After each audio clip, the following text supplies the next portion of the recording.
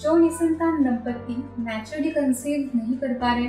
और ट्रीटमेंट के बारे में जब सोचते हैं तो कपल्स को अक्सर ये कंफ्यूजन होता है कि आईयूआई कराना चाहिए या सीधे आईवीएफ करने का डिसीजन लेना चाहिए। नमस्ते, मैं doctor Sonali Malgaonkar, fertility consultant, Progenesis fertility centre. आज हम जानेंगे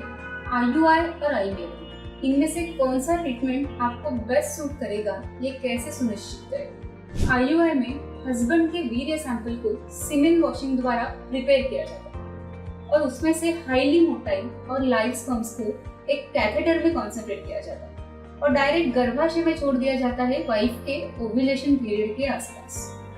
बहुत ही सिंपल, पेनलेस और कंपैरेटिवली कम खर्चे वाली ट्रीटमेंट होने के कारण आईयूआई आमतौर पे पहला या फर्स्ट स्टेप होता है जहां महिला का उम्र कम है, प्रेगनेंसी के लिए कोशिश किए हुए कपल्स को ज्यादा समय नहीं हुआ है, यानी इनफर्टिलिटी का ड्यूरेशन 5 साल से कम है और अनएक्सप्लेन इनफर्टिलिटी की समस्या है, यानी जहां ओव्यूलेशन या फॉलिकल्स बढ़ने और फूटने की प्रक्रिया सही से हो रही है, हस्बैंड के सीमेन पैरामीटर्स नॉर्मल या लगभग नॉर्मल है, दोनों गर्भनलिका या कम से कम एक ट्यूब ओपन है, तो ऐसी सिचुएशंस में आईयूआई का रोल होता है। इसके अलावा कुछ कंडीशंस जैसे कि माइल्ड पीसीओडी, माइल्ड एंडोमेट्रियोसिस या सर्वाइकल फैक्टर इनफर्टिलिटी या इजैकुलेटरी और इरेक्टाइल डिस्फंक्शन के चलते हस्बैंड को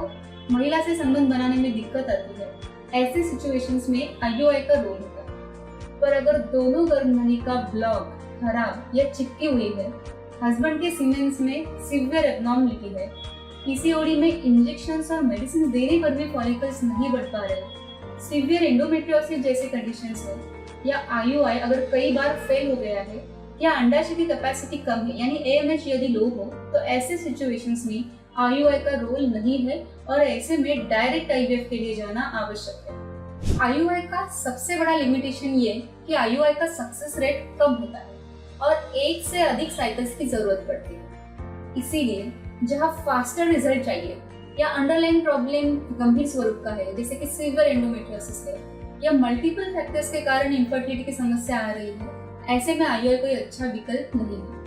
आईयूआई का सक्सेस रेट 35 उम्र के बाद और भी कम हो जाता है, तो जहां महिला की उम्र 35 से ज्यादा है, ऐसे कंडीशंस में आईयूआई कराना ज्यादा बेनिफिशियल नहीं है। आईवीएफ ऐसे केसेस में ज्यादा इफेक्टिव रहेगा और सक्सेस रेट 3 से 4 गुना अधिक रहेगा। आजकल एजुकेशन, करियर, लेट शादी के कारण प्रेगनेंसी प्लान करने में काफी देरी होती दिखाई दे रही है। उम्र ज्यादा होने के कारण ऐसे कपल्स को इनफर्टिलिटी का सामना करना पड़ रहा है। ऐसे में जो ट्रीटमेंट्स कम इफेक्टिव है, उनमें समय और पैसा बर्बाद न करते हुए आईवीएफ को फर्स्ट चॉइस के रूप में कंसिडर किया जा रहा है, क्योंकि कॉस्ट इफेक्टिवनेस आईवीएफ में ज्यादा है और प्रेगनेंसी के चांसेस भी आईवीएफ में मैक्सिमम होते हैं। जिन कपल्स को शुरुआत में आईयूआई ट्राई करने की इच्छा है, उन्हें क्लियर कट डिमार्केशन पता होना चाहिए कि आईयूआई की ट्रीटमेंट कब रोकनी चाहिए और अगले ट्रीटमेंट की ओर कब स्विच करना चाहिए, क्योंकि आईयूआई का सक्सेस रेट 3 साइकिल्स के बाद प्लाटो फेज में चला जाता है, यानी 3 साइकिल्स के बाद हम आईयूआई में अधिक सक्सेस रेट नहीं दे सकते। इसीलिए एक बाद एक आईयूआई करते जाना कोई अच्छा विकल्प नहीं है। 5-6 साइकिल्स आईयूआई के करने से काफी समय और पैसा खर्च हो जाता है। समय रहते आईवीएफ का डिसीजन लेने से भविष्य में जो एक्सटेंसिव और एग्रेसिव ट्रीटमेंट जैसे कि oocyte डोनेशन यानी श्रीनिज दान की जरूरत को हम टाल सकते हैं, क्योंकि आईवीएफ के दौरान जो कुछ कम अंडाणु अवेलेबल है उनका बेस्ट और ऑप्टिमम यूज किया जा सकता है। तो इस प्रकार इनफर्टिलिटी की ट्रीटमेंट का डिसीजन लेते समय सभी फैक्टर्स के बारे में सोचना आवश्यक है, जैसे कि महिला की उम्र कितनी है, आपका डायग्नोसिस क्या है, कितना फास्ट रिजल्ट आपको चाहिए, फाइनेंशियल कंडीशन कैसी है। इसके साथ ही हर ट्रीटमेंट मोडालिटी को अच्छे से समझना जरूरी है, उसकी डिटेल प्रोसेस, उसके स्टेप्स क्या है, उस ट्रीटमेंट का कॉस्ट इफेक्टिवनेस यानी खर्च तो लगेगा पर उसके अगेंस्ट रिजल्ट की संभावना कितने परसेंटेज है, ये सारे प्रॉज एंड कॉन्स समझ के उसके बाद ही ट्रीटमेंट के बारे में डिसीजन लेना आवश्यक है।